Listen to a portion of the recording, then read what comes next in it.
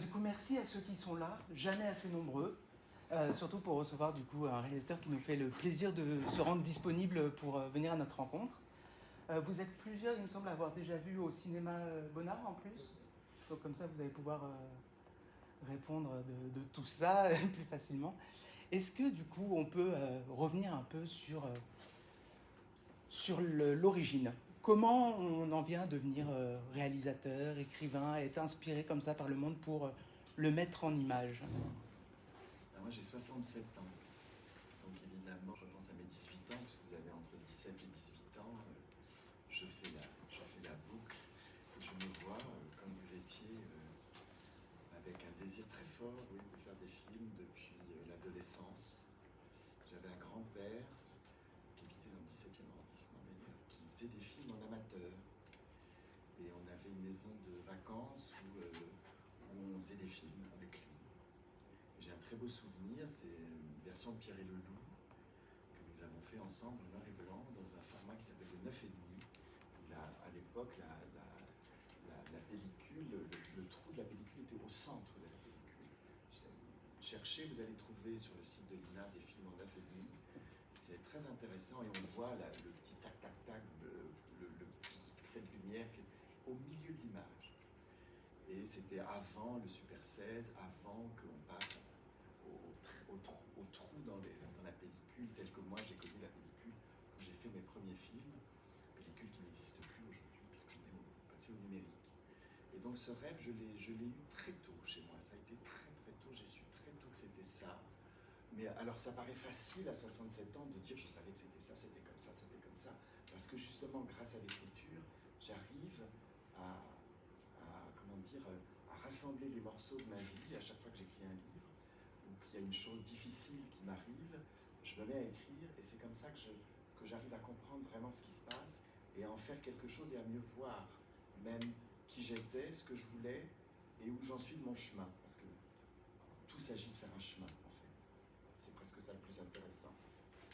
Et donc à votre âge, eh ben, j'ai commencé moi à l'âge de 16 ans à faire des fugues. Et j'étais un très mauvais élève. J'étais absolument... La seule chose qui m'intéressait, c'était la fête du lycée. Le théâtre, la poésie, la littérature, mais je n'étais pas un lecteur assidu. Je faisais le drame de mes parents, parce que dans ma famille, on lisait beaucoup. Et je ne pensais qu'à une chose, c'était partir à Paris, parce que j'habitais en Bretagne en plus. Donc, mon père était officier de marine, enfin donc j'étais quand même dans un milieu assez strict. Et mon père, pour lui, il y avait les maths et rien d'autre. Donc je me souviens que j'ai fait ma première fugue, j'avais 16 ans. J'ai fait 16 ans ici. Quand j'y repense, je me dis j'étais très courageux parce que j'ai pris ma petite valise en me disant je vais faire du cinéma. Et je suis parti à Paris en faisant du stop. J'avais l'air d'avoir 12 ans en plus. Et j'y suis arrivé en 2 jours. Je suis allé dormir sur le paillasson d'un ami de ma sœur, qui était producteur à l'époque. Il m'a trouvé sous son paillasson, qui m'a dit « Martin, qu'est-ce que tu fais là ?» Et je lui ai dit « Je veux faire du cinéma. » Évidemment, il m'a ramené chez mes grands-parents illico. On m'a refoutu dans un train, je suis rentré à Brest. Et mon père m'a dit « Mais pourquoi tu as fait ça ?» Et là, il s'est renseigné quand même, parce qu'on devait me mettre dans une boîte à curé, un peu vissée, pour faire de moi un bon élève. Et il s'est renseigné parce qu'à l'époque, il y avait l'IDEC, qui est maintenant la FEMIS, peut-être certains vont essayer d'y entrer. Et il m'a dit, tu ne peux pas y aller parce que tu n'as pas de niveau en maths. On en revenait toujours au maths physique. Tu sais, j'ai dit, bon, bah alors, je vais être acteur. Et il se trouve que bon, les épreuves dans la vie, moi j'en ai eu pas mal, vous en aurez comme tout le monde, vous aurez votre lot. J'ai perdu un frère à ce moment-là, j'ai perdu mon grand frère. Et au lieu de m'envoyer dans une boîte à bac, on m'a laissé faire ce que je voulais. Et donc j'ai pu m'inscrire dans un conservatoire à Brest, aller habiter chez ma grand-mère de Brest. J'ai pu commencer vraiment à faire les choses que je voulais. Et à 18 ans, je suis parti à Paris, j'ai passé mon bac, que j'ai eu. C'était un miracle. Et je l'ai eu en plus du premier coup, ce qui a été dans la famille. Vraiment, mon père n'en revenait pas. Et il m'a aidé. Mais j'avais comme échéance 20 23 ans. C'est-à-dire qu'il fallait qu'à 23 ans, je sois totalement autonome. Ce qui me paraît aujourd'hui presque une aberration. Et je suis arrivé à Paris, j'avais une chambre de bonne, pas loin là. Je me suis inscrit au cours Simon. Et j'avais la carte orange, j'avais tout. J'essayais de faire des petits boulots, mais comme je faisais très jeune, je n'étais pas crédible. Mais très vite, alors c'était une autre époque, on allait frapper aux boîtes des productions pour trouver du travail. Ça, aujourd'hui, je sais que c'est pas possible pour les acteurs, c'est beaucoup plus complexe. Il y avait moins de jeunes qui voulaient être acteurs. Et j'ai décroché mon premier rôle quand j'avais 18 ans et demi, au cinéma, dans un film très mauvais, je ne vous dirai pas le titre, je ne veux pas que vous alliez voir, mais où quand même je suis retrouvé avec Samy Frey, Micheline Prel, Ingrid Caven, des gens absolument incroyables, tournage en Suisse, un gros film, hein, et j'avais un rôle conséquent. Je crois que je ne suis pas très bon dans le film, mais c'était une belle expérience, et à partir de là, j'ai pu avoir un agent, j'ai commencé à travailler très vite, mais très vite j'ai compris que ça ne me suffisait pas. Et je commençais à gagner ma vie, j'ai pu me louer un petit appart, voilà, et dire à mon père que j'avais plus besoin de son argent, ce qui me rendait très fier. Mais j'avais toujours une espèce d'angoisse qui est liée à la vie d'artiste, en fait, qui est cette confrontation à la solitude et au vide, puisque quand vous êtes pris dans un bureau, vous avez un boulot, vous entrez dans le commerce, vous serez occupé tout le temps, vous n'avez pas des questions métaphysiques qui viennent à vous. Et là, sur l'utilité de la vie, le sens de la vie, toutes les questions venaient à moi très fort. Et c'est là où je me suis mis à écrire. Et donc, j'écrivais beaucoup, j'écrivais tout le temps, j'écrivais tout ce qui me passait par la tête. Et il se trouve que j'ai écrit ma première pièce, parce que je voyais qu'il y avait des gens qui écrivaient, donc j'ai écrit ma première pièce. J'ai joué au théâtre, et ma première pièce a été montée, que j'ai joué, je devais avoir 21 ans, dans un théâtre qui s'appelle le Studio d'Ivry, qui était l'ancien théâtre d'Antoine Vitesse, que Philippe Adrien venait de reprendre, qui a produit la pièce. J'ai joué cette pièce, et Philippe Adrien m'a proposé d'entrer à la Comédie Française, donc ça paraît quand même... J'ai un chemin assez particulier, hein, je vous signale. Et il m'a proposé d'entrer à la Comédie Française, je crois que j'étais pas mauvais, hein, quand même, comme stagiaire, pour jouer. Il n'y avait pas de jeune premier à l'époque, il n'y en avait que deux. Il y avait Anne Consigny, jeune premier, et un garçon qui s'appelait Jean-Philippe Puy-Martin. Et je suis entré au Français comme stagiaire sous Jacques Toja pour jouer le jeune premier dans Le Médecin volant. Et là, ça a été la révolution à la Comédie Française. Ça vous dit rien tout ça parce que vous êtes trop jeune. Mais Jean-Pierre Vincent a été nommé un grand metteur en scène de la décentralisation de l'époque. Et il m'a engagé comme pensionnaire. Et je me suis retrouvé à 22 ans, pensionnaire de la Comédie Française, et alors que j'avais décollé au conservatoire. Enfin voilà, c'était quand même une vie incroyable. Maintenant, je vois ça avec du recul. Je me dis, mais Martin, quand même, il s'est passé beaucoup de choses très tôt. Et je ne m'en rendais pas compte. Et mon obsession, c'était d'avoir un grand premier rôle, parce que quand vous entrez à la Comédie Française, c'est comme ça l'idée, il faut avoir un rôle titre si vous voulez devenir sociétaire. J'envisageais pas du tout de devenir sociétaire, mais je devais jouer, je me m'avait dit, tu vas jouer le Pélican de Strindberg. Bon, après ça, j'ai joué des choses très bien, je me suis surtout à la Cour d'honneur à Avignon, dans Macbeth, j'avais le deuxième rôle dans Le Menteur de Corneille, mis en scène par Françon. J'ai travaillé avec des grands metteurs en scène, ça a été absolument... En fait, j'ai fait mes classes. Et puis, Jean-Pierre Vincent a été remercié, alors qu'il avait fait un travail exceptionnel, il a révolutionné la Comédie Française. Et Jean Le Poulain a été nommé, ça me dit peut-être rien Jean Le Poulain, mais c'était un retour en arrière phénoménal, parce que Jean Le Poulain, ça représentait le théâtre de boulevard.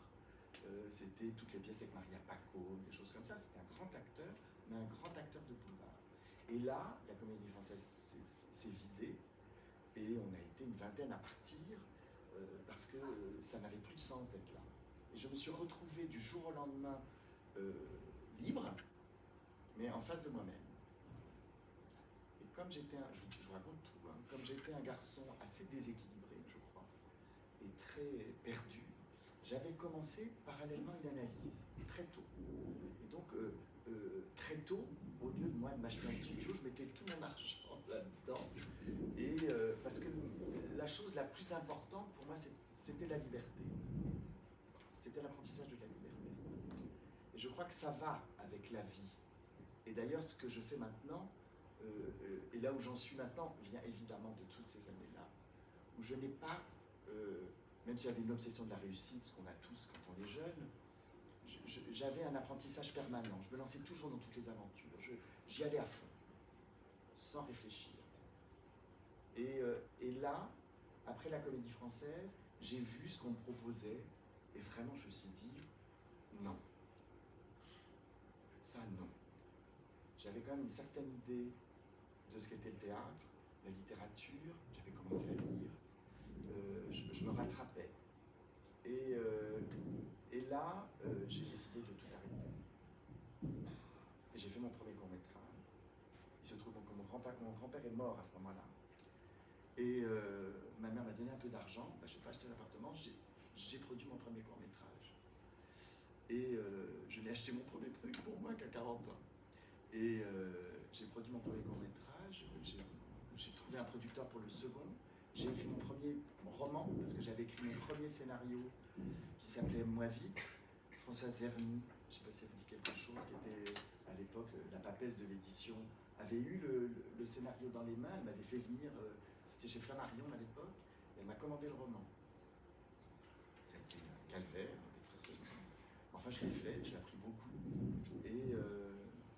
Et puis, je me suis lancé dans l'aventure du long, évidemment, parce que c'est ça l'objectif quand vous faites des films. Si pour ceux qui ont envie de ça, faites des courts-métrages, mais n'en faites pas trop. Parce que moi, j'ai eu beaucoup de copains qui ont fait beaucoup de courts-métrages et qui sont restés au court-métrage. Parce que c'est un peu un monde en soi. Et il y a un peu un entre-soi dans le court-métrage. Moi, j'ai jamais fait partie d'aucun groupe. Je n'ai jamais été dans les couloirs et les trucs. C'est plus difficile, mais je trouve qu'au bout du bout, je ne dis pas que je suis gagnant, mais il y a quelque chose, je crois, dans mon travail qui est cohérent. Il y a une cohérence. Et j'ai compris très vite que tout était affaire de chemin. Que quand j'ai fait Bonnard, Bonnard pour moi est le plus... je dirais que c'est celui qui me ressemble le plus, parce qu'il disait que la peinture est une aventure intérieure. Et je pense que toute vie artistique est avant tout une vie intérieure. Et que c'est en vous que ça va se passer. Justement, pourquoi vous avez choisi ce sujet-là? Pourquoi ce sujet de Bonnard pour votre film? Alors, il faut en revenir donc à mon premier film. J'ai fait un premier film avec 3 bouts de ficelle, qui s'appelait Tortilla et Cinéma. J'ai fait ça avec des cacahuètes. Hein. Vous aviez quel âge? J'avais 38 ans déjà, parce qu'on attend longtemps. Hein. Et j'ai fait ce film qui est sorti au cinéma, je me souviens des affiches sur les colonnes Maurice, c'était formidable, il était sorti dans 3 salles à l'époque, c'était pas le même système que maintenant du tout. Et puis j'en ai fait un autre 5 ans après, qui s'appelait Vente de Juliette. Et puis après, j'ai fait Séraphine.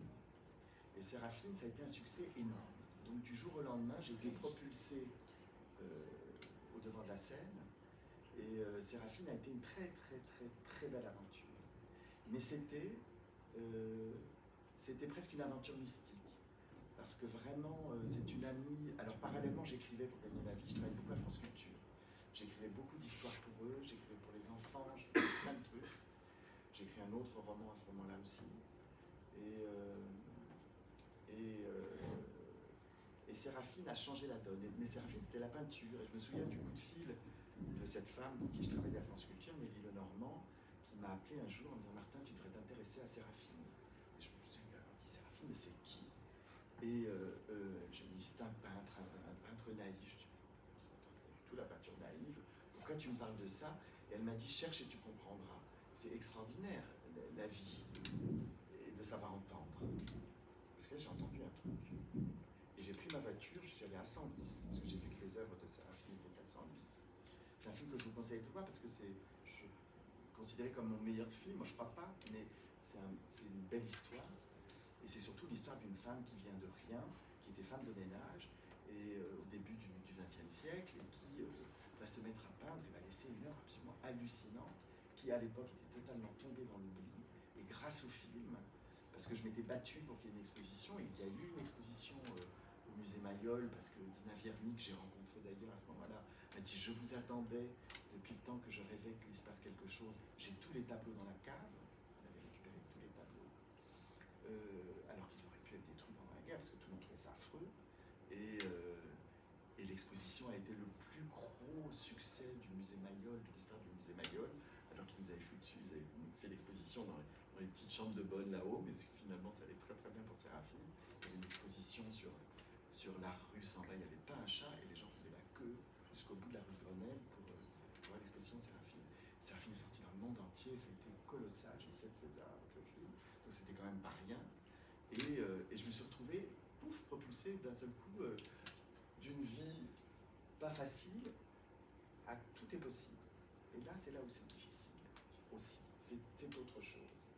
Donc, à ce moment-là, donc j'ai fait d'autres films, et à ce moment-là, j'ai été approché, pour en revenir à Bonnard, par la petite nièce de Marc Bonnard, qui s'appelle Pierrette Vernon, qui est une vieille dame, qui avait vu Séraphine, qui m'a invité chez elle. Il y avait des Bonnards partout, d'ailleurs, je me souviens.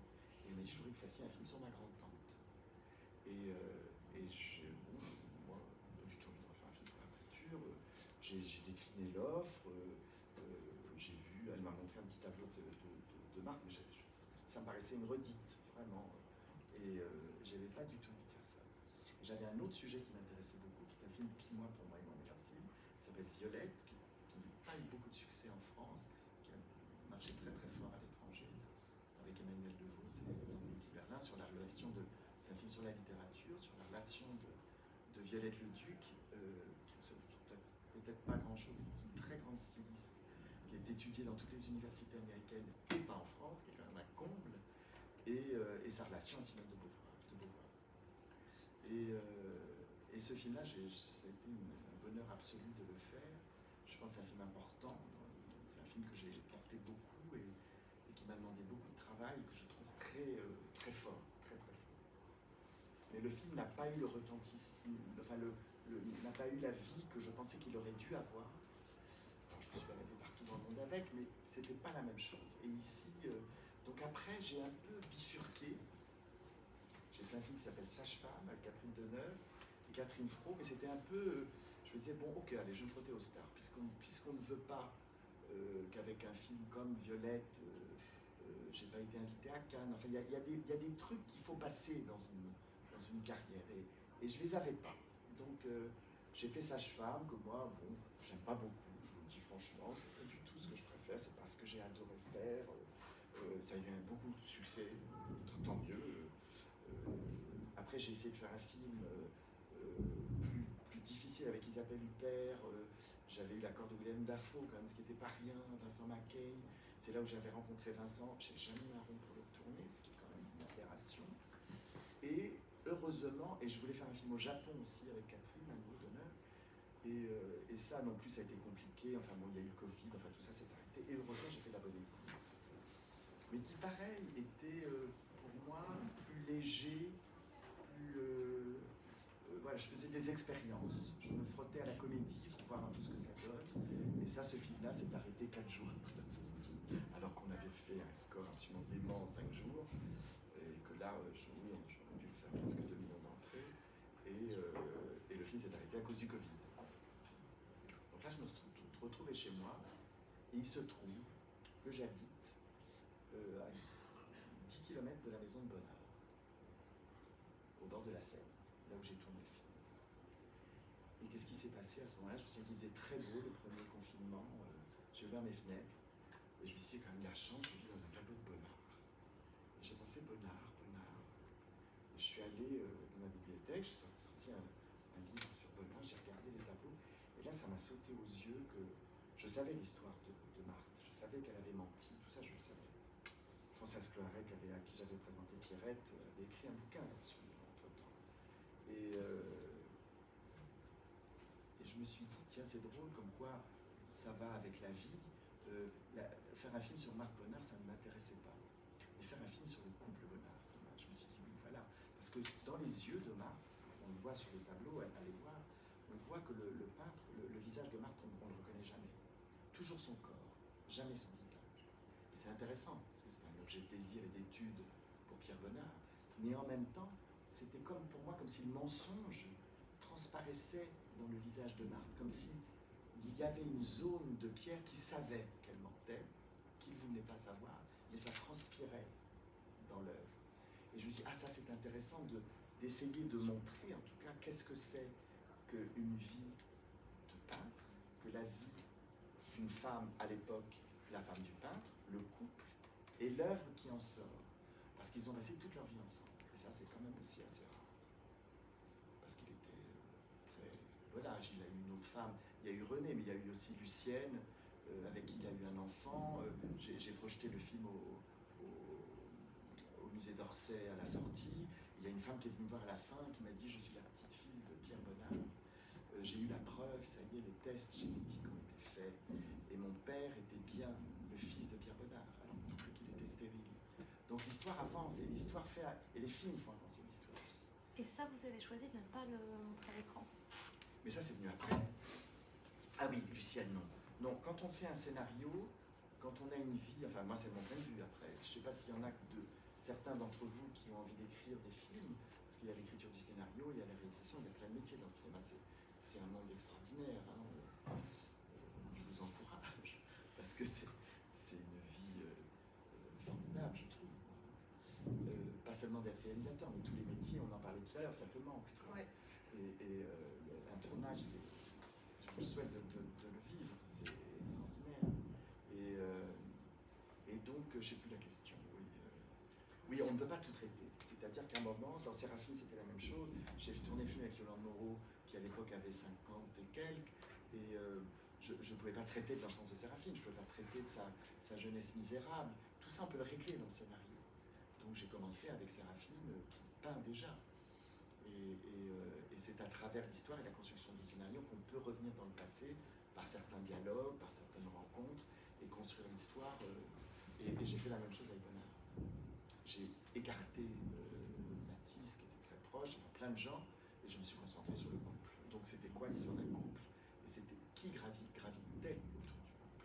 Et les plus importants, c'était le couple Monet, parce que Bonnard s'était installé à la Roulotte, en face de Vernon, à Vernonnet, parce que c'était à côté de Giverny, et ils étaient très proches et ils admiraient Monet. Et il faut savoir que Alice Monet était très proche de Marthe, et que le couple Monet était vraiment le seul couple à aimer Marthe. Tous les autres la détestaient. Pourquoi? Parce qu'elle l'isolait. Et qu'elle l'avait... Il y a deux façons, je pense, de vivre une vie artistique. Ça peut être... Il y a des gens qui sortent beaucoup, qui sont dehors.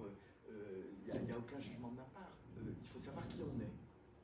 Et je pense que Marthe a révélé Pierre. Et Marthe a isolé Pierre à la campagne.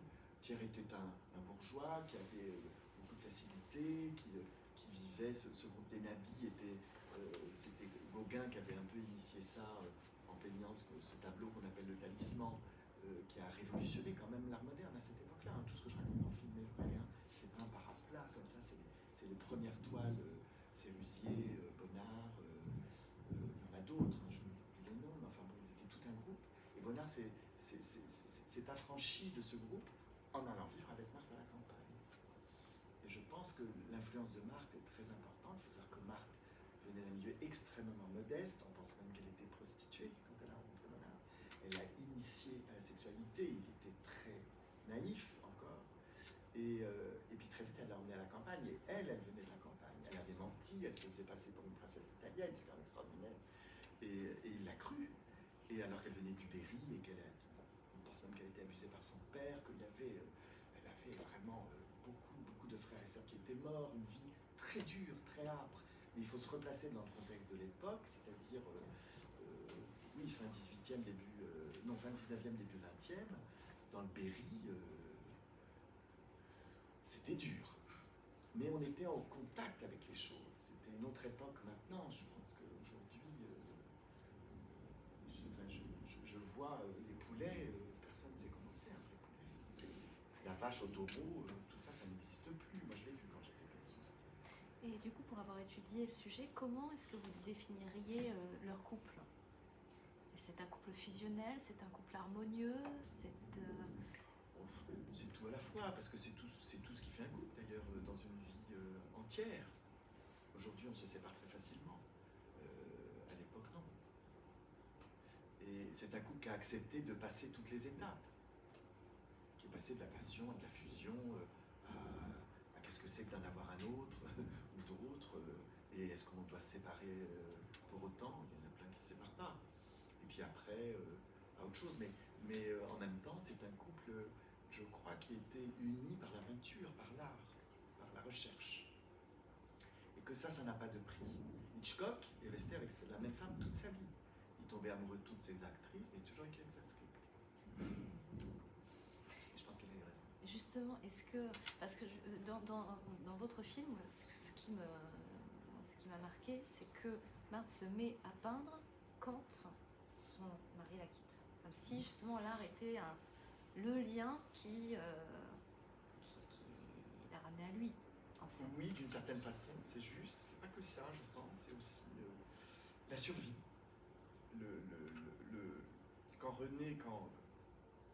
Quand Pierre a rencontré Renée, qui elle était vraiment d'origine italienne, donc c'est le double de Marthe en fait, est vraiment d'origine aristocratique et qui part à Rome avec elle, et qu'ils vont avoir ce projet de mariage qui est tout à fait réel. C'est vrai que Marthe, se sentant totalement abandonnée, va se mettre à peindre. Et c'est très intéressant, et c'est là où j'ai découvert d'ailleurs la peinture de Marthe, parce qu'au début, je n'étais pas très emballé par les toiles de Marthe. Mais j'ai appris à les connaître et à les aimer. C'est d'ailleurs tout l'apprentissage de l'art, hein, ça s'apprend. On peut avoir du goût, on peut avoir le goût de ça. Mais après, ça s'apprend, ça se cultive en soi. Je me souviens quand j'étais très jeune, alors le Louvre à l'époque, c'était pas du tout comme c'était. J'allais au Français, je me souviens, je traversais le pont, et puis je m'arrêtais au Louvre, je faisais le tour, j'allais saluer la Joconde, il n'y avait personne, que des toiles d'araignée. Et je ressortais, et j'allais jouer au Français. C'était formidable. Mais je me nourrissais de tout ça. C'est très très important. Aujourd'hui, il faut faire la queue. Moi non. Il y a un monde fou et tout le monde parle. Mais avant, c'était des lieux de silence. C'était vraiment, vous pouviez vous asseoir, rester devant un tableau pendant 1 heure et vous imprégner du tableau.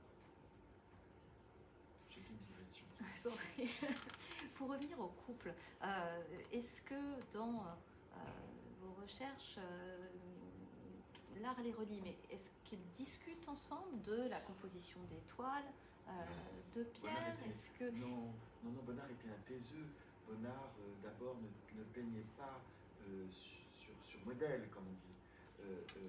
Il ne peignait pas sur un chevalet, il punaisait ses toiles sur les murs et il peignait de mémoire. J'étais à Rome là, il y a 15 jours pour présenter mon film. Je suis allé tout de suite à la Piazza del Popolo pour voir où est-ce qu'il s'était mis pour peindre ce tableau. C'est pas possible, tout est faux. Donc on est devant un peintre qui est très différent des autres. C'est très particulier. On en revient au chemin intérieur. C'est-à-dire qu'il croquait, il avait ce petit carnet, tout un petit carnet qu'il dessinait tout le temps. Et puis il avait une idée, il regardait un paysage, un truc, sa femme, sa maîtresse, et puis des amis. Et après, il allait dans son atelier et à plat sur le mur en plus. Et comme il était très myope, il était collé toujours à la toile, donc il ne prenait pas tellement de recul. C'est ce qu'a fait Vincent d'ailleurs dans le film. Et il peignait par petites touches. Et Edith Baudran, qui est la peintre qui a refait tous les tableaux, qui avait déjà fait les tableaux de Séraphine, qui a fait les tableaux du film sur Van Gogh de Schnabel, quand elle a commencé à faire les toiles, elle m'a dit, mais j'ai jamais vu ça. C'est des couches, des couches, des couches, des couches, des couches. C'est totalement obsessionnel. Et c'est extrêmement difficile à comprendre et à reproduire. Mais le miracle de Bonnard, c'est que quand vous allez voir une toile de Bonnard, il y en a des très belles au musée d'art moderne, je vous engage à aller les voir, il y a de la lumière. Ça, la lumière, je ne sais pas d'où ça vient, mais elle est là. Donc je la vois, je l'aperçois. Et donc elle intervient en tant que muse, en tant que logisticienne de leur vie. Tout. Elle l'enferme à la campagne, il se retrouve coupé de ses amis, et il travaille 10 fois plus, bien sûr. Elle fait la cuisine, elle fait l'amour, elle fait tout. Le potager, tout. Et évidemment, il a tout. C'est formidable pour un peintre. Et je pense qu'il n'en demandait pas plus, quelqu'un qui ne parlait pas, qui était très peu expansif. Et il avait trouvé la femme parfaite pour lui. C'est un petit peu comme Proust avec Célestin de Barret. même si Céleste n'était pas sa femme, elle est un peu sa femme, sa domestique, sa muse, tout. Il l'étudiait tout le temps, sous toutes les coutures. C'est un peu... À chaque fois, je fais le parallèle avec Picasso, parce que par exemple, Picasso détestait Bonnard. Il trouvait que c'était une peinture complètement idiote, mièvre, mais il ne comprenait pas comment il faisait. Et dès qu'il y avait une exposition, il allait voir. Et il l'enrageait de ne pas comprendre comment Bonnard faisait. Mais il faut voir que Picasso, lui, prenait une femme, la dévorait, la détruisait, et passait à une autre. Jamais Bonnard n'a fait ça. C'est intéressant. Je repensais à ce que vous disiez justement par rapport au fait que son visage n'est pas toujours flou en fait dans la peinture. Et justement, quand vous dites il avait tout avec elle, est-ce que justement il avait aussi un côté un petit peu, ce côté un peu énigmatique, un peu secret, justement d'une femme qui en fait est là et en même temps ne se donne jamais totalement, donc l'intérêt reste vivant. Ben c'est le propre de la passion. De ne jamais atteindre l'autre. Et je pense que oui, c'était là, c'était en eux. Ça s'est transformé jusqu'à la fin où quand même, il a été extrêmement gentil avec elle. On lui avait prévu une vie très courte à Marthe. Elle est morte à 75 ans quand même. Et c'est grâce à lui. Et il l'emmenait dans tous les sabbats, dans les cures. Et quand elle s'est mise à peindre, il lui a fait donner des cours, c'est lui qui a organisé l'exposition. Il a été formidable. Vraiment, je dirais l'inverse de Picasso. Je n'ai aucun jugement de Picasso. Mais c'est l'inverse, complètement l'inverse. Ça a été un homme formidable. Donc on avance sur son temps par rapport à ça. Donc la muse d'abord, il faut le replacer dans le contexte de l'époque. Au début au 19e ou 20e siècle, au début du 20e siècle, être une muse, je ne sais pas si c'était si génial que ça. Quand vous étiez mis à serre et que vous aviez une fortune, oui. Mais si vous étiez une fille de la rue, non. Vous trouvez que leur vision du couple, justement, ce qu'ils ont fait de leur couple est empreinte de modernité, un peu comme nous on peut concevoir le couple, à savoir deux égaux qui s'épaulent mutuellement? Est-ce qu'ils sont en avance par rapport à... Enfin, elle était quand même dépendante matériellement. À l'époque, les femmes étaient dépendantes, les femmes n'étaient pas libres et l'objectif d'une femme, c'était de se marier. Ça a changé, non? En fait, oui. ça a changé complètement, même par rapport à ma jeunesse. Je suis émerveillé de voir comment les femmes, c'est pas ont pris le pouvoir, ont pris leur place. Si vous avez vu la télévision, de voir l'intelligence des femmes est partout. C'est pas du tout comme ça quand j'étais petit. Tout à l'heure, je disais, quand j'étais arrivé à la Carafe, ça m'a rappelé la séquence du Spectateur que je regardais quand j'étais petit. Et c'était Jacqueline Cora, je crois, qui présentait ça. Et elle était assise à une table, il y avait un pot de fleurs. Et c'était ce qu'on appelait les femmes troncs. C'est-à-dire qu'on ne voyait que ça. Et c'était ça, les femmes à la télévision. C'était les hommes qui occupaient la... Justement, pourquoi vous avez choisi Cécile de France pour incarner Marthe Bonnard? C'était votre premier choix? Ça a été une évidence? Non, pas du tout. Je ne savais pas trop. J'écris toujours pour des actrices. C'est toujours des actrices. Hein. Je change, le prochain c'est un acteur. Mais je toujours pour des actrices. Je les ai toujours en tête. J'ai toujours les rencontrées avant.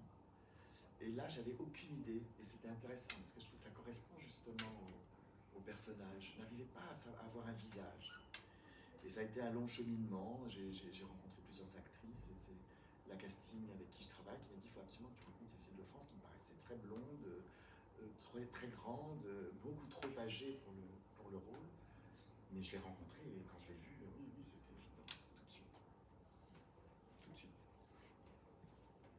Elle a réussi à capter l'esprit de... Elle était inquiète parce qu'elle m'a dit je n'ai rien de commun avec ce personnage. Et je ne suis ni menteuse, ni simulatrice, ni manipulatrice. Je n'ai rien de commun avec ce personnage. En fait, elle a trouvé ce qu'elle avait de commun avec ce personnage. C'est venu dans le travail qu'on a fait avant et dans les discussions qu'on a pu avoir. Et puis surtout, je lui ai dit, mais c'est quand même drôlement intéressant de jouer quelqu'un que vous n'avez jamais joué. Parce que c'est toujours un risque de sortir d'une zone de confort pour un acteur. Là, elle est complètement... Parce qu'elle n'a jamais fait ça. Et du coup, qu'est-ce qu'elle avait de commun? Qu'est-ce que vous avez trouvé? Ça, je peux pas le dire.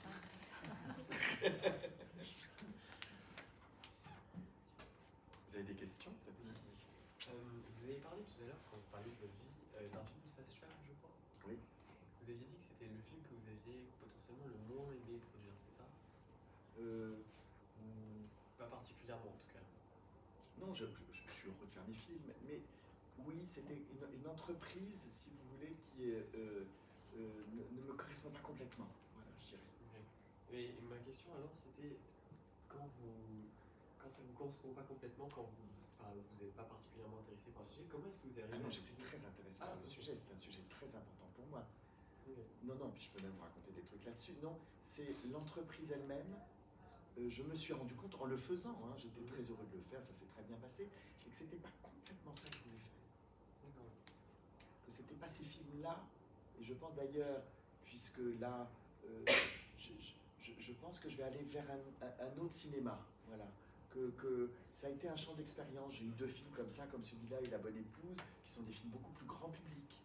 Et je suis pas sûr que ce soit complètement ce que j'ai envie de faire, mais ça fait aussi partie de la vie d'un cinéaste, c'est d'aller explorer. Truffaut a fait des comédies qui sont épouvantables, mais il faut aller les voir.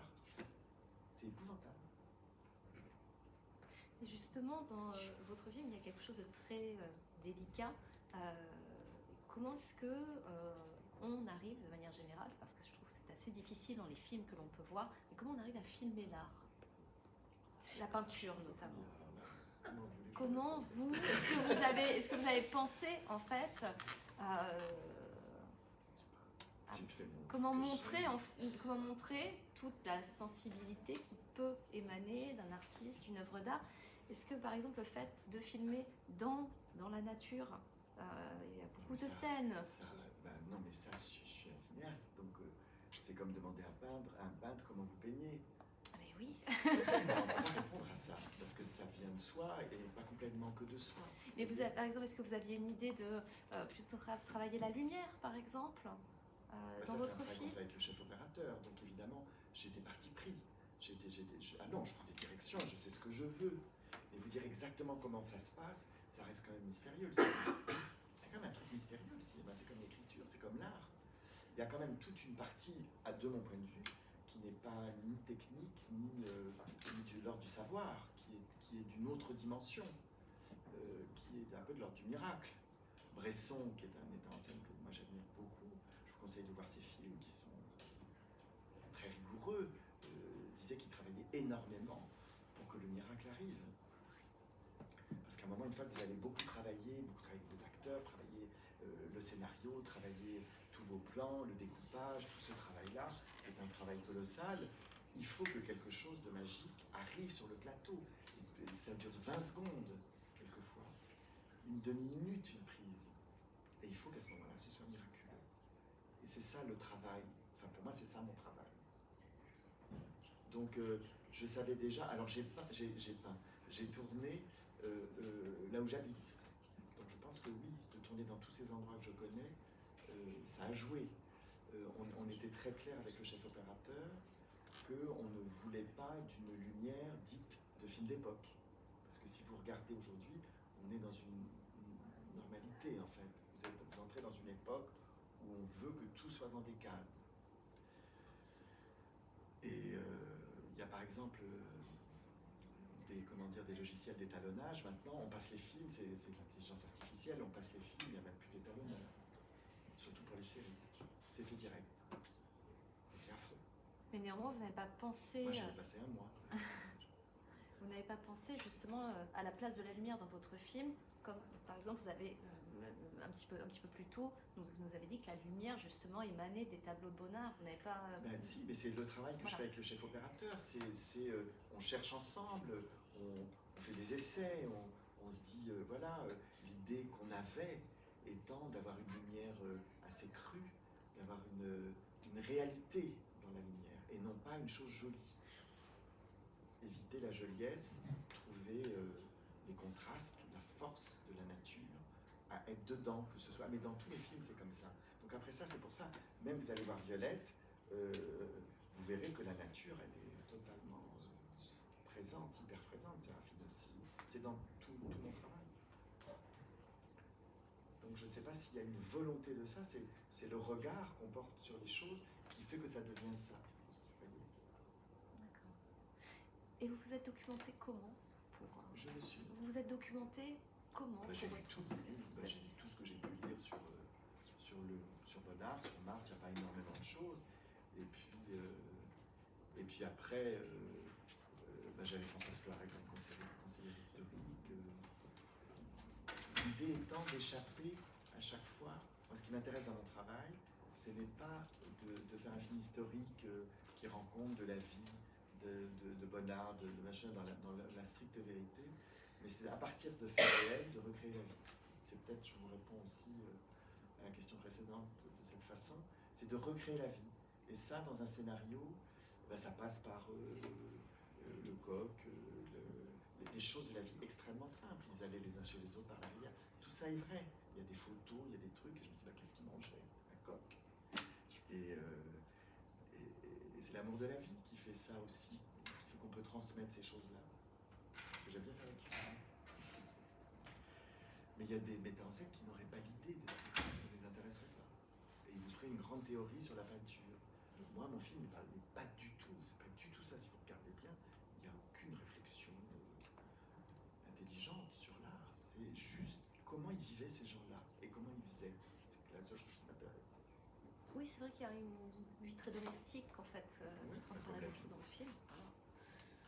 Bonnard est un travailleur qui travaille après à la Mais maison. Yourcenar parle très bien de ça, d'ailleurs elle en parlait, elle disait, vous savez, quand on écrit, moi je suis au Mont Désert, je fais des petits gâteaux, je vais les offrir aux voisins, on n'est pas enfermé en train de souffrir, on a l'idée de l'artiste tout le temps dans une souffrance, c'est pas toujours facile, mais en train de se taper la tête contre les murs, c'est un cliché, c'est pas comme ça.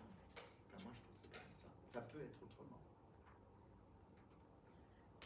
Ma question n'a rien à voir, mais quand vous faites un film, est-ce que vous le faites pour vous ou est-ce que vous avez un but vraiment de transmettre quelque chose en particulier? Parce que vous avez dit que vous souhaitez faire du cinéma, mais un type assez particulier de cinéma. Est-ce que c'est pour vous ou pour les autres? Je crois que j'ai un peu des deux. D'accord. Au début, tu fais les choses, je pense, parce que enfin, moi je me posais pas toutes ces questions-là. Je voulais. Oui. D'accord. Je voulais trop, mais je voulais. Et c'est petit à petit que quelque chose se dessine. C'est ça aussi, entre guillemets, ce mot un peu prétentieux, une œuvre. C'est que quelque chose se dessine qui commence à avoir du sens. Et c'est là où tu te rends compte que tu le fais pour les autres. Mais au début, non, il faut que ce soit comme ça. Vous avez parlé du fait que pour vous le cinéma c'est aussi lié à l'identité de celui qui crée le film, comme l'art l'est. Est-ce que pour vous, alors créer un bon film, c'est également une manière de se connaître? Est-ce que ça nécessite de se connaître? De toute façon, quand tu fais le film, oui, parce que tu es confronté à tellement de choses, c'est pas facile, hein. T'as 150 personnes avec toi, je parle du début jusqu'à la fin, pas que sur le plateau, mais donc ça te met en face de toi-même, évidemment, de tes capacités, de ton autorité, de ta gentillesse, de ce que tu peux faire, de qui tu es, évidemment. Et à chaque film, ça doit progresser. Ceux qui s'arrêtent, c'est ceux qui ne peuvent pas. Mais aussi dans le processus de l'écriture du scénario, par exemple, est-ce que, comme vous l'avez dit, le fait que le cinéma en tant qu'art reflète une partie de celui qu'on est, est-ce que ça demande vraiment de savoir comment on se comporte, qui on est, pour pouvoir écrire un scénario qui est à notre image? Oui, mais alors ça, je pense que c'est des questions auxquelles je peux dire ça aujourd'hui. Mais à ton âge, je ne me posais pas ça, c'était une nécessité, j'avais la nécessité. Je pense que le plus important, c'est la nécessité, il faut avoir faim. Et tu vois, par exemple, par rapport à Sage-Femme, pour revenir à Sage-Femme, qui était un film qui est très important pour moi. C'est la forme du film que j'aime moins. Mais il se trouve qu'à ma naissance, j'ai failli mourir. Donc, et j'ai été sauvé par une sage-femme. C'est pour ça que j'ai voulu faire ce film. Et j'ai le sang d'une sage-femme dans les veines. C'est-à-dire que je suis né à 1h du matin, on s'est rendu compte que mon sang était empoisonné. Et on a cherché du sang partout, et on n'en trouvait pas. C'est quand même un départ dans la vie qui n'est pas simple, tu me diras. Et ma mère, on l'avait endormie, et à cette époque-là, mon père, je sais, quand je lui ai parlé, il me dit, enfin Martin, tu étais un tube digestif, tu ne peux pas avoir la mémoire de ça. On a toutes les mémoires de tout, évidemment. Parce qu'elle remontait tout le temps. C'était là mes angoisses. Donc j'ai fait Sage-Femme, j'ai fait ce film pour ça. Et le plus extraordinaire Donc, et on s'est rendu compte, j'ai attendu, je sais pas combien de temps, que la sage-femme qui m'avait mis au monde, j'en parle dans mon roman là, qui vient de sortir, elle avait le même résus que moi.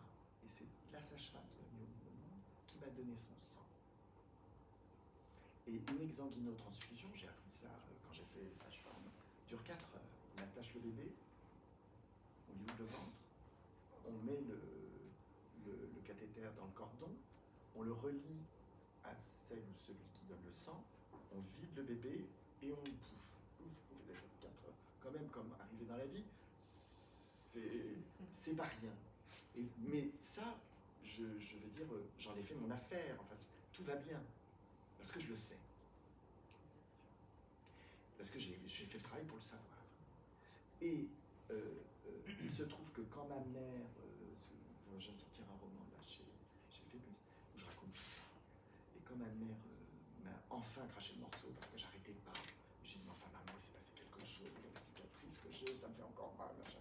Mais non, tu dramatises, vous voulez me protéger. Et puis un jour elle m'a dit, oui, j'ai cru que tu allais mourir, voilà, tu me fous mal la paix. J'ai eu tellement peur. Ah, j'ai appelé l'hôpital, j'ai essayé de retrouver cette sage-femme. Je ne l'ai pas retrouvée. Toutes les archives avaient été détruites. Alors j'ai décidé de faire ce film. J'ai fait ce film, et le plus extraordinaire, c'est que quand j'ai fini le montage, que le film était pratiquement terminé, on en était au générique, il y a eu un truc dans Télérama. Ils annonçaient le film, parce qu'on avait un partenariat avec Télérama. Et j'ai reçu une lettre, un mail plutôt, via mon agent, des petits-neveux de la sage-femme. Ah non, pardon, c'est pas ça. Non, pardon. Avant de finir le générique, je me marie. Je demande donc à la mairie où je suis né un acte de naissance. D'habitude, on demande toujours l'extrait de naissance qui est un petit bout de papier. Je ne sais pas comment c'est maintenant. Là, j'ai l'acte, et j'ai l'acte qui arrive chez moi. Et je vois un grand papier que j'avais jamais eu, et je vois en bas déclaré à la mairie de Brest le tel jour par Yvonne André, sage-femme. Je me dis, c'est elle. Tout de suite, j'appelle le générique, je dis, je veux lui dédier mon film, mettez son nom. J'ai pu le mettre. On était au dernier carat. Le film sort, il y avait plein de trucs dans Télérama, je reçois une lettre des petits-neveux qui me confirment que Yvonne André était une femme, elle était morte, ce que j'ai toujours pensé, qu'elle avait sauvé des milliers de bébés, qu'elle avait fait un travail absolument extraordinaire, très très en avance sur son temps, dans cet hôpital à cette époque-là. Et ils m'ont demandé si je voulais une photo. Et j'ai une photo, je dis toujours, j'ai la photo de la femme avec qui j'ai passé la première nuit de ma vie, qui n'était pas ma mère. Mais voilà, mais ça, c'est aussi, il y a plein de metteurs en scène qui s'en foutraient de ça. Et chacun fait sa route. Moi, c'est la mienne. Et je la trouve intéressante. D'où le travail du cinéma avec la littérature. Parce que c'est à chaque fois par l'écriture que j'arrive à dépasser, à monter un bout de l'échelle. Donc je vous encourage.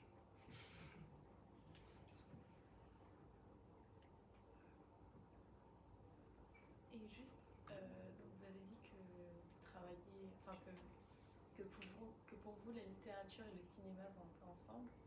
Mais là, le roman que vous venez, qui va sortir bientôt, qui est sorti, pardon, il parle un peu de ce que vous racontez dans Sage-Femme.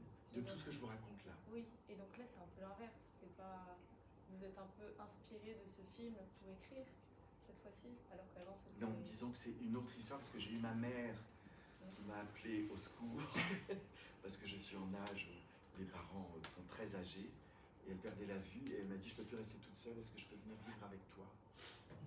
Au secours. J'ai dit bien sûr maman. Et elle est venue vivre à côté de moi. Heureusement j'ai trouvé une maison juste à côté, mais ça fait 8 ans que j'ai ma mère et c'était pas facile. Et là j'ai eu besoin d'écrire. Et ça m'a sauvé. Ça m'a totalement rapproché d'elle et c'est absolument magique. Quelle place il y a entre le film, le livre et on va dire l'objet entre les deux? Parce que du coup, Bonnard est sorti aussi, enfin le livre est sorti avec le scénario. Oui, Pourquoi alors il y ça a eu... c'était Vera Michalski D'accord. qui dirige Phébus, qui m'a dit ah, ce serait bien de publier le scénario, mais parce que moi mes scénarios, me dit-on, hein, ils sont bien écrits. Parce que comme j'écris, bah, c'est parce qu'un scénario ça peut être assez technique, sauf qu'aujourd'hui on vous demande, hein, parce que vous allez passer par ceux qui veulent faire ce métier, vous allez passer par des financements qui ne sont pas faciles. Et donc il faut que les scénarios soient abordables et compréhensibles. Donc là, il n'y avait pas d'attente particulière sur cette parution-là, par rapport au film, le fait que ce soit plus Non, une continuité je pense que cet objet, je suis content qu'il existe, parce que il y a le scénario, donc ça c'est formidable pour tous ceux qui veulent écrire, bah, achetez-le, hein, vous allez voir comment c'est un scénario. Moi j'aurais été content d'avoir un scénario quand je commençais à écrire des scénarios, j'en avais pas. Donc je savais pas comment on faisait, et là vous avez un modèle. Et puis il y a toutes les photos du film, et puis il y a tout un entretien avec Françoise Cloarec sur la jeunesse du film, sur comment on fabrique un film, comment ça se fait, comment ça se fabrique. Et je pense que oui, c'est un livre intéressant, vraiment. Mais les scénarios, moi j'adore écrire ça, donc j'ai tellement de plaisir à le faire que je fais en sorte que ce soit aussi très très très jouissif. Alors comment on arrive à distinguer de ce qui peut donner un scénario de ce qui doit être un roman? C'est ma question de prof doc. Mais est-ce qu'on se met d'abord dans la tête de cette fois-ci je veux faire un film et là je veux faire un roman, ou c'est le sujet qui va délimiter la forme? Parce que moi mes romans, à part Beefsteak, qui était un petit roman qui est un conte, c'est un conte. Mes romans c'est un peu ma vie, c'est plutôt des mises au point, je dirais, qui m'aident à passer à l'étape suivante. Donc après ça la forme littéraire est importante et je la travaille de plus en plus.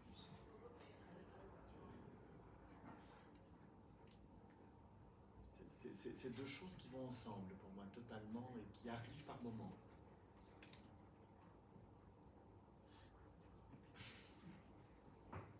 Pardon, c'est un peu lié à la nécessité, c'est-à-dire que c'est au moment où je vais tomber dans le gouffre que je peux le faire. Et là j'en sors. Excuse-moi.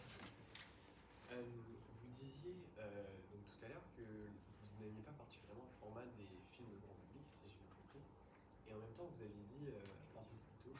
Non, j'ai pas dit ça. Je parlais de l'étalonnage. Ah bon? Quand vous parliez de Sage-Femme, le fait que c'était un film grand public et que... Ah, le format, parce que tu parlais de format. Pour moi, le format, c'est pardon, c'est technique. Donc, le format, si tu, quand tu dis format, c'est un 85, scope, machin. C'est ça le format. Non, je crache pas dans la soupe, mais je vois bien que je pense que je vais plus loin avec un film comme Violette, Séraphine, Bonnard. Voilà. Ma question, c'était, vous parliez aussi tout à l'heure du fait que, par exemple, il me semble que vous n'aviez jamais été invité à Cannes et que vous Bah si, je suis allé avec Bonnard. Oui. Oui, mais vous y êtes, pardon, avant cela, je pense que vous Violette aviez aurait choisi été. une actrice connue, je crois, pour un de vos films. Est-ce que pour vous, du coup, d'où ma question, est-ce que pour vous, la célébrité, ça peut être une fin recherchée par... Ça doit être quelque chose recherché par un Ça fait partie du jeu, mais il faut très vite s'en débarrasser. Ce n'est pas intéressant. C'est évidemment qu'on court après ça. Mais c'est sans fin. Parce que vous la perdez dès le lendemain. Et que c'est pas ça l'objectif. Ça ne peut pas être ça. Ça peut pas être ça. C'est pas possible. Mais ça fait partie du chemin. Et il faut bien l'avoir un moment pour pouvoir faire ce que vous avez envie de faire. Si je ne l'avais pas eu avec Séraphine, bah, je serais bien emmerdé. Et je serais là en train de ramer. Et bah, ça m'a ouvert quand même les portes. Et je fais quand même, pas toujours, enfin je fais quand même je dirais pas ce que je veux, c'est pas aussi facile, mais je fais quand même des films. Je m'exprime. Mais le plus important c'est de s'exprimer, je crois. C'est pas d'être célèbre. C'est un cliché ça. Et puis en plus c'est une espèce d'obsession de notre époque où il faut être connu. Mais ça n'a aucun intérêt d'être connu. Ozu, je ne sais pas si vous connaissez Ozu, qui est un metteur en scène que j'admire beaucoup, qui est un metteur en scène japonais du début des années 50 à peu près, et qui a laissé énormément de films. Je suis allé sur sa tombe là, parce que j'étais au Japon, et sur sa tombe, il a fait un film que vous connaissez, peut-être le titre vous dira quelque chose, ça s'appelle Le goût du saké. Et mais vraiment, allez voir les films d'Ozu. passer le cap peut-être d'un petit peu d'ennui parce que c'est assez lent, mais c'est des merveilles les films d'Ozu, et la mise en scène est prodigieuse. Et Ozu, sur sa tombe, il a fait graver Mu, M-U, ça veut dire rien.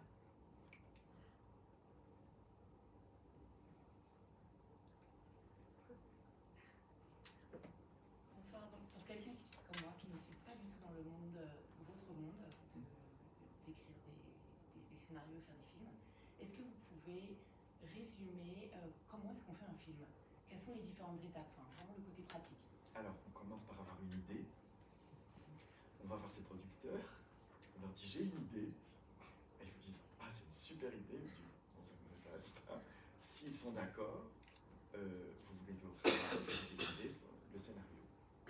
Le scénario c'est un long processus. Ça peut prendre 6 mois, 1 an minimum.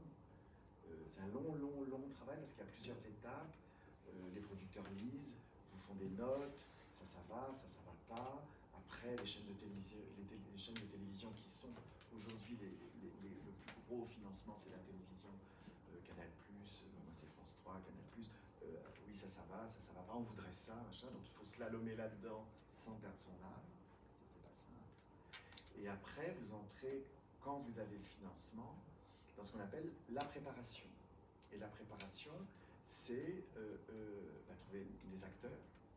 Non, il faut d'abord trouver les acteurs avant le financement, parce que les acteurs sont des monnaies d'échange, en fait. Et donc, selon tel ou tel acteur, vous aurez plus ou moins d'argent. D'où le piège. Mais bon. Après, il y a vraiment plein de façons de faire des films. Il y a ce qu'on appelle les films du milieu, qui sont des films entre 4, 6, 7 millions, ça coûte très cher de faire un film. Et ça, c'est ce que je fais. Et c'est des films qui sont de plus en plus réduits. Après, il y a les films beaucoup plus chers, 15. Il y a des films, Les Trois Mousquetaires, ça coûtait, je sais pas, 60 millions, je crois. C'est autre chose. Et puis, il y a beaucoup de films qui se font avec 1 million, 1,5 million. Donc, quand vous avez écrit votre scénario, vous avez votre casting, vous entrez en préparation. Et ça, la préparation, c'est plusieurs mois.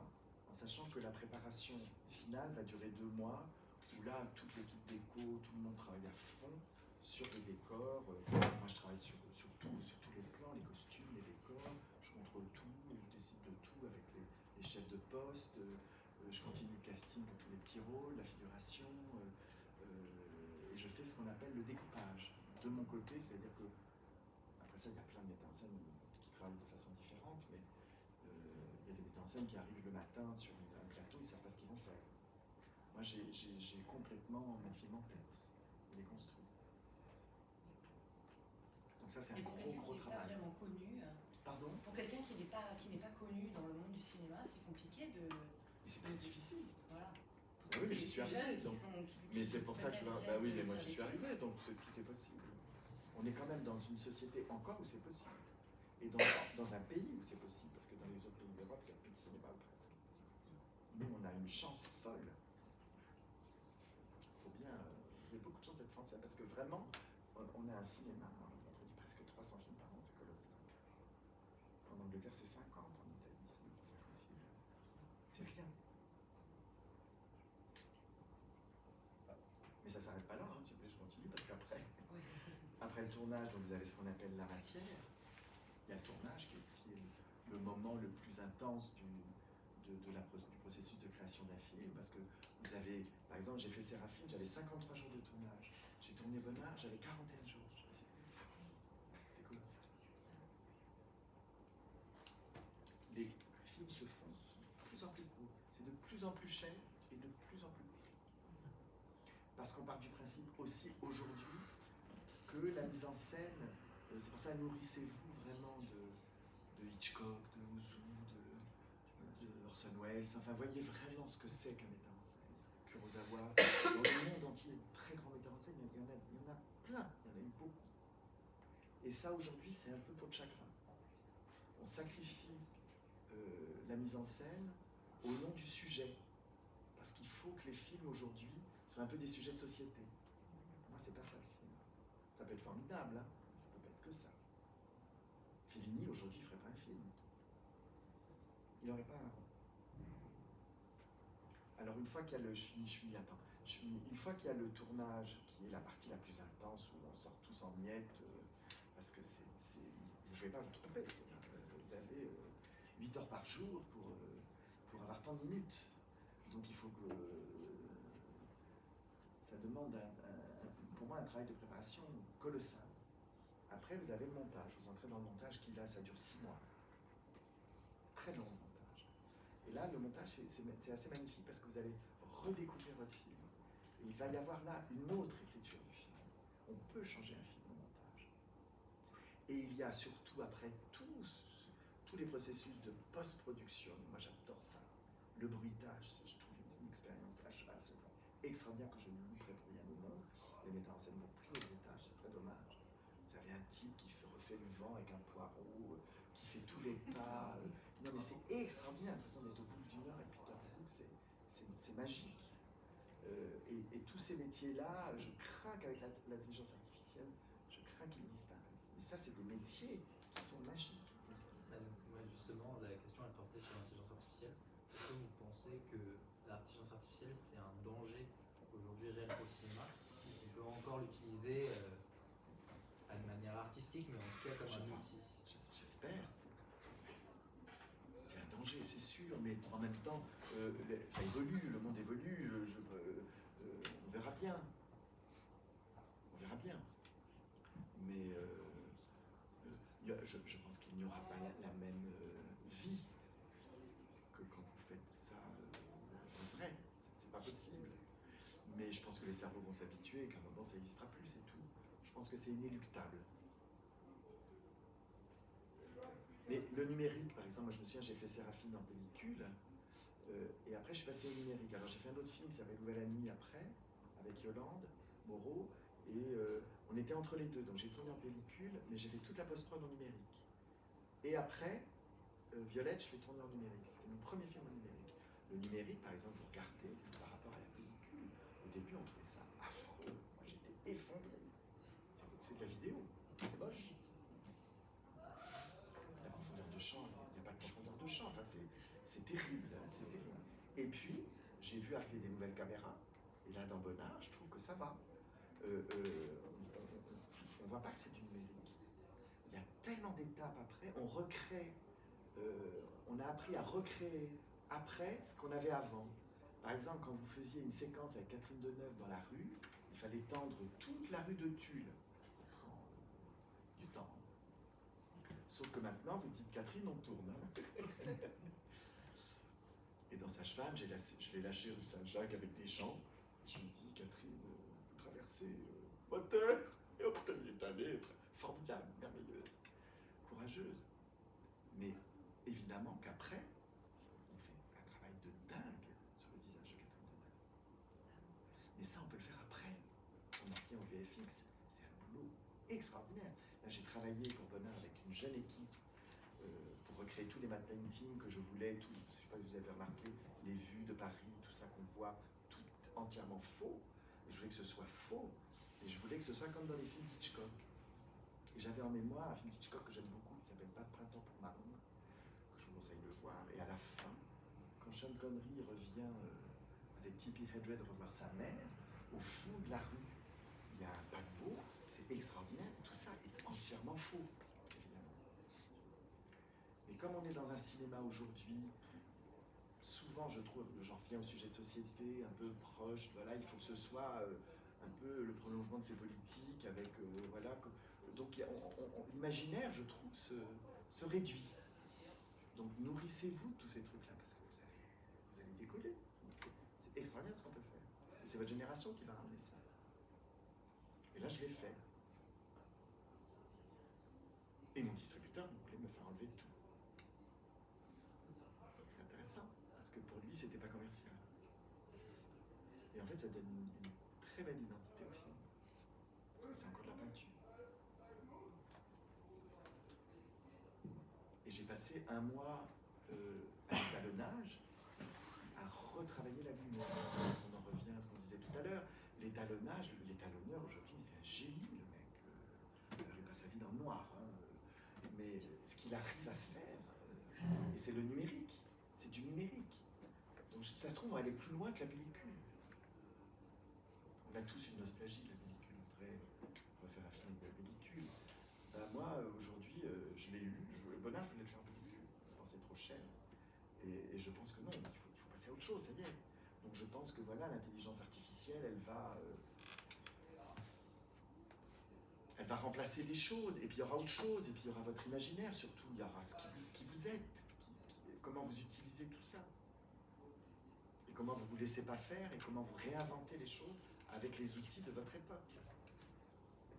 On ne s'éclaire plus à la bougie. Bah, essayer de lire avec une bougie, c'est pas facile.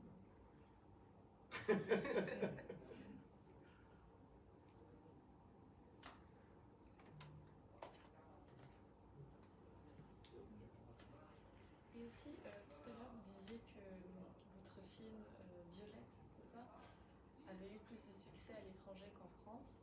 Et à votre avis, est-ce qu'il y a une si grande différence entre le public français et le public étranger? Oui. En France, on a ce qu'on appelle l'exception culturelle. On a comment dire, d'abord une vie artistique très très intense. Donc, le public est assez particulier, très enthousiaste. Mais il y a beaucoup de films qui sortent. Je me souviens quand Violette est sorti, j'étais au Festival de Toronto au mois de septembre. Le film avait beaucoup de succès. Donc on se disait ça. Et le distributeur m'a dit on va sortir en novembre. Et il y avait, je me souviens, j'avais 5 films devant moi qui étaient à Cannes, il y avait les frères Cohen et machin. Ça vous tue un film. On n'était pas si fort que ça. Ça s'est bien passé, hein, la sortie. Je pense que le film méritait mieux. Et puis après, c'est pareil en France. Paul Thomas Anderson a très peu de succès aux États-Unis. Mais il a un succès fou en France, il est très aimé. Donc après, ça a toujours été comme ça. Vous travaillez sur un nouveau projet actuellement? Oui, mais je suis déjà en préparation. Est-ce qu'on peut savoir un petit peu le sujet? Oui, ça va s'appeler Demain je tombe amoureux. C'est un film avec Édouard Baird, Emmanuel DeVos, Cécile de France, Christine Scott Thomas. C'est un prof. Ça m'intéresse d'être là aujourd'hui. C'est un prof qui donne un dernier cours à ses élèves sur l'amour. Qu'est-ce que c'est que l'amour? Et qui va rentrer chez lui, sa femme est partie.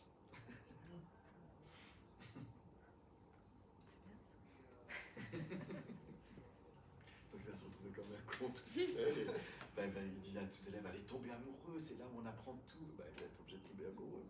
C'est moins rigolo à 50.